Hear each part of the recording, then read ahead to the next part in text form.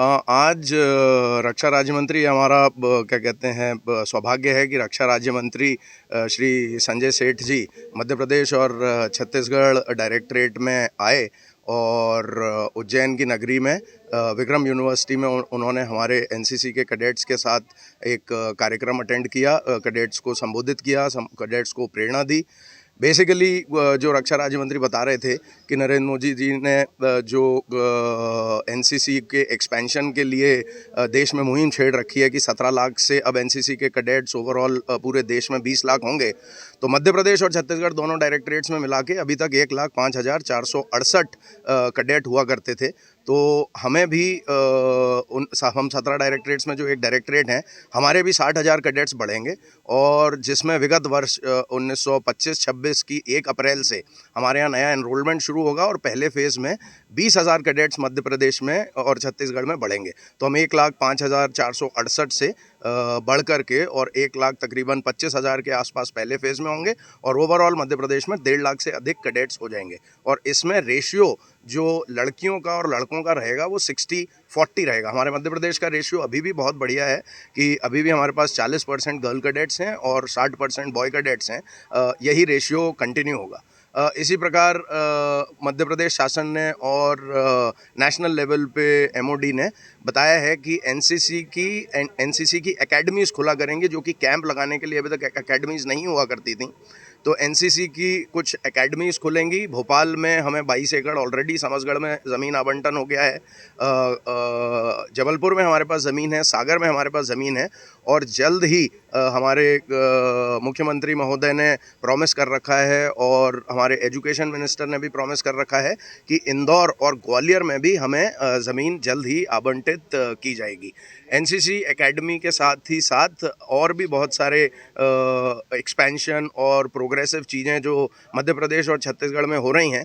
हम 17 डायरेक्टरेट्स में से 3 साल पहले रिपब्लिक डे कैंप में जब जाते थे और जब नेशनल लेवल पे कंपटीशन होता था तो हम 16वें नंबर पे थे। पिछले से पिछले साल हम 11वें नंबर पे आए, पिछले साल हम 6ठे नंबर पे आए और आज जब मैं आपसे बात कर रहा हूँ आरडीसी कैंप के लिए मध्य प्रदेश और छत्तीसगढ़ के 1,05,568 में से 136 छात्र छात्राएं दिल्ली में इस वक्त मौजूद हैं। बहुत जोश के साथ कंपटीशन चल रहा है गार्ड ऑफ ऑनर का, कर्तव्य पथ का, और अभी तक हमारे छात्र छात्राओं का परफॉर्मेंस बहुत ही बढ़िया है और हमें उम्मीद है कि पिछले साल जो हम 6ठी पोजीशन से आए थे, हमारी पोजीशन इम्प्रूव होकर के और हम बहुत उम्मीदवान हैं कि पहले 3 पोजीशन में मध्य प्रदेश और छत्तीसगढ़ आ सकता है। 26 जनवरी का इंतज़ार कर रहे हैं। बच्चों में बहुत ही उत्साह है, बहुत ही जोश है और 26 जनवरी की परेड देखिएगा। मध्य प्रदेश और छत्तीसगढ़ के छात्र छात्राएं कर्तव्य पथ पे सीना चौड़ा करके मार्च करते हुए मिलेंगी। धन्यवाद। महाकाल के सानिध्य में और इस पवित्र भूमि पे और मेरा सौभाग्य रहा कि सैकड़ों एनसीसी कैडेट से मेरा बातचीत हुई, क्योंकि दुनिया का सबसे बड़ा शक्तिशाली ये वर्दीधारी संगठन है और माननीय प्रधानमंत्री नरेंद्र मोदी जी का एक मोटिवेशन पूरे करोड़ों बच्चों के पास जाता है। प्रधानमंत्री जी खुद एक कैडेट थे। जब प्रधानमंत्री जी की कैडेट की फोटो जब सोशल मीडिया में आई, देश के युवा उत्साहित हो गए। अरे, दुनिया का सबसे लोकप्रिय नेता वो कैडेट रहा है, तो अब होड़ लगी है। तभी प्रधानमंत्री जी का निर्देश हुआ कि अब 17 लाख एनसीसी कैडेट से बढ़कर 20 लाख कैडेट होने जा रहे हैं और एनसीसी कैडेट होना ही एक बहुत बड़ा बोध होता है कि मैं माँ भारती की सेवा, अनुशासन कूट कूट कराता है, देशभक्ति और एक कहते हैं ना शुरू से पौध एक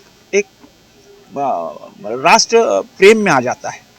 तो मैं बच्चों से मिला आकर और उनको भी इंटरेक्ट किया और उनको हमने आगे बढ़ने के लिए कैसे आगे बढ़कर अपने जीवन में भारतीय फौज का हिस्सा बने, इसी संबंध में हमने उनसे बातचीत की।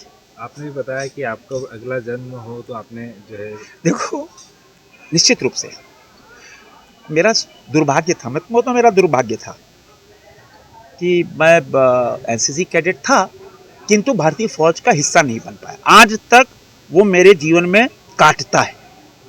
अरे सबूत किया भारतीय फौज का हिस्सा, क्योंकि वो भारतीय फौज दुनिया का सबसे शक्तिशाली, सबसे आत्मनिर्भर, हम उसका हिस्सा नहीं बन पाए, मतलब डायरेक्ट रूप से माँ भारती की सेवा नहीं कर पाए, हमारे प्यारे न्यारे तिरंगे की रक्षा। तो हम तो हर जगह कहते हैं कि अगला जन्म, क्योंकि ये जो भारत है ना, ये भरत की भूमि है, ये वंदन की भूमि है, अभिनंदन की भूमि है।